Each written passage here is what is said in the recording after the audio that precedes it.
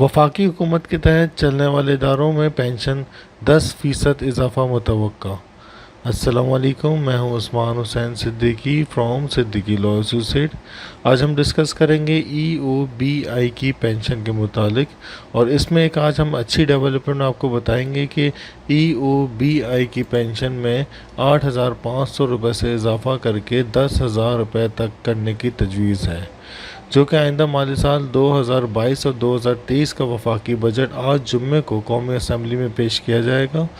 वफाकी वज़ीर ख़जाना और रेवेन्यू डॉक्टर मुफ्ता इस्माइल वफाकी बजट और फाइनेंस बिल पेश करेंगे।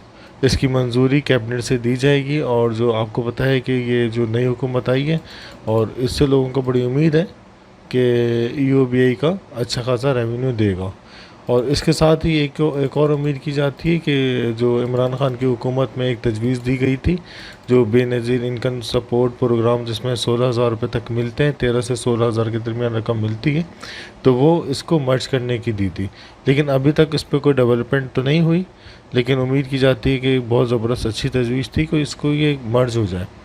लेकिन अभी जो करंटली आपको ख़बर है कि उसमें यह है कि ज़राए के मुताबिक सरकारी मुलाजमीन की तनख्वाह और पेंशन में 5 से 10% इजाफे का भी इम्कान है। इनकम टैक्स इस्तेशना ख़त्म कर दिया जाएगा और टैक्सेस बढ़ा दी जाएंगे, और इनडायरेक्ट टैक्सेस भी बढ़ा दिए जाएंगे।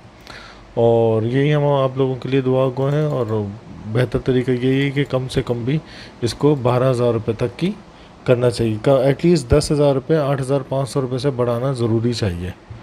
बहुत शुक्रिया, थैंक यू, अल्लाह हाफ़िज़।